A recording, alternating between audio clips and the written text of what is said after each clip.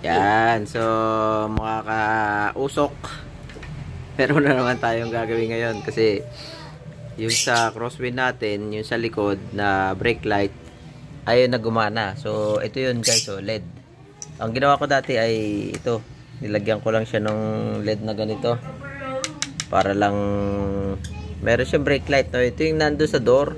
Sa likod, wala akong magawa. Inano ko siya, binaklas ko. Tapos ito nga yung LED niya. Yan. So kaya pala ayaw umilaw dahil may kulang na LED. Ayan o. Siyempre kababagsak. Natanggalan na sila. Ayan. Itong ginawa ko, inano ko na siya. Tawag dito. Kinaskas ko na yan kasi ihinangin ko ulit, no? Ihinangin ko ulit ng soldering iron natin. No, so para makita nyo na talaga na hindi siya umiilaw, i-testing natin. No. So meron ako ditong 11.1 volts na LiPo. Kuya, paki-ano nga. Oh, ito. So ito yung positive negative, no. Ayan, wala kasing tagahawak pa eh. Idampi muna natin dito para makita nyo na umiilaw. Hindi siya umiilaw. Ayan. Ayan. So hawakan mo kuya para makita nila. So ito yung nilagay ko. Pinap ko lang doon kasi nga gusto ko may brake light sa may door side. So ito yun. Ito yung tinap ko sa kanya. Ayan o. Nakikita nyo may ilaw, diba? Yung mga nabibili lang pang motor-motor. Tapos yung dito, ito, talaga hindi siya umiilaw. No? So, nakatap siya dyan Ayan o. Hindi siya umiilaw. So, ang gagawin natin, hinangin natin yung mga maluluwag na kasing iba, no? Nagtanggalan na yung ibang mga LED. No? Nagtanggalan na sila. Umuuga na yung iba, no? So, gawin natin, hinangin natin. Hindi ko ano doon sa working bench ko para ano, hinangin ko lang muna yung iba. Yan, nagtatanggalan sa vibration at saka sa init. Tanggalan na sila. Yan. Hinangin natin. Okay lang muna magdikit sila, nagdikit na ako. Matatanggal naman pag ginano nyo. Ayan. Yan. Ay, nahulog guys. Anyway guys, hindi tayo eksperto dito sa paghinang-hinang, no? Marunong lang. So may polarity rin ito.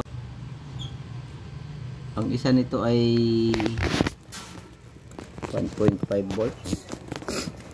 Ayan. Ano ba? Kailangan ubos yung butas niya. So again guys, ganun lang. Anunin lang natin, hinangin lang natin ulit.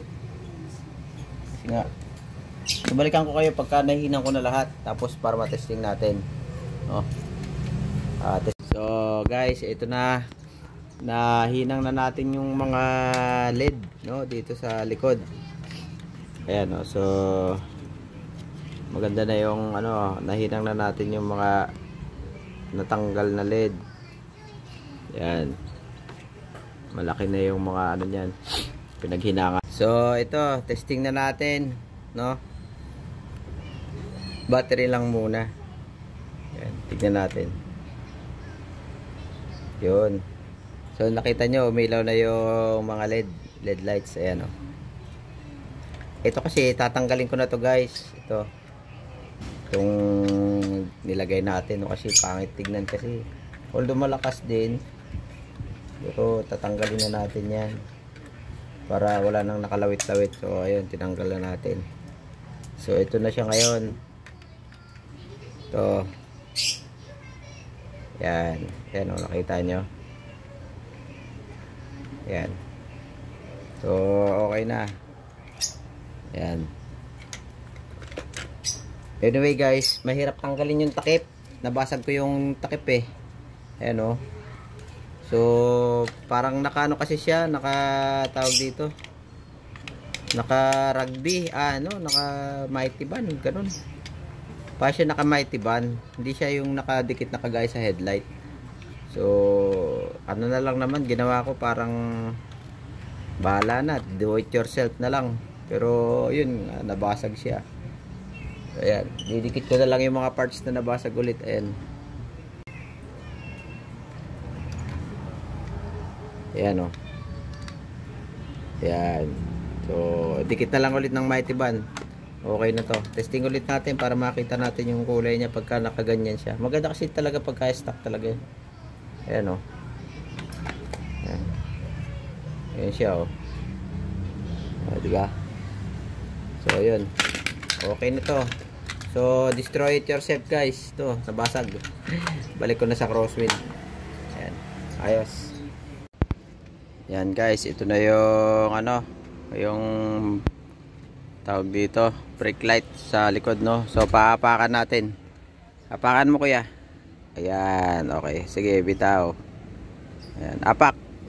Ayan. So, ayan na, guys. Ayan na po yung nandito sa may back door na, na brake. So, siya nga pala, guys. Parang ko tinanggal ito. So, meron po yung takip dito sa likod. So, meron po yung parang screw dito sa gilid. Ayan, at saka dito sa gilid. So, ito po yung screw niyan. Ayan, parang plastic screw sa gilid. Tapos para maibaba nyo ito, meron po yung tornilyo dito. Yan, number 10. Yan, so para maibaba nyo siya din itong socket nya, So ibabalik ko na po yung takip tsaka yung screw lang naman yun. So ganun lang. Ganun nyo lang. Yan, ganyan. Tapos balik na yung tornilyo sa gilid. Yan. Ipupush lang yan dyan. Tsaka yung sa kabila. Para mag-lock na siya. So, okay na po. God bless. At salamat po. So, ito po yan. Yung nandito sa likod. Ayan. Ito pong unit ay UV Express.